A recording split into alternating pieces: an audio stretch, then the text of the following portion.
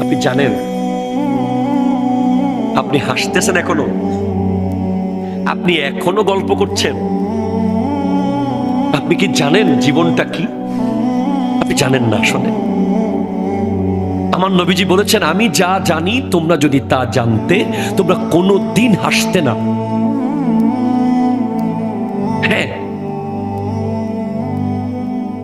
হযরত রবি বিন হুসাইন একজন তাবেঈ,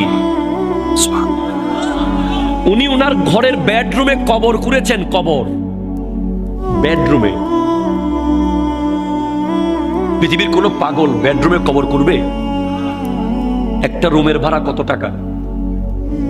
আমরা তো শহরে ঘর বানানোর সময় জানাজার লাশ বের হওয়ার জন্য জায়গাও রাখি না।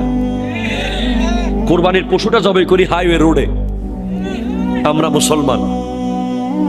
আর আল্লাহর নবীর কলিজার টুকরা সাহাবাদেরকে যারা দেখেছেন, তাবেঈনদের একজন রবি বিন হুসাইন, উনি ওনার ঘরের বেডরুমে কবর করেছেন। কেন জানেন? এই শোনেন, এক মিনিটের জন্য কখনো যদি আল্লাহর ধ্যান থেকে ওনার মন দুনিয়ার দিকে আসতো, উনি সাথে সাথে ওই কবর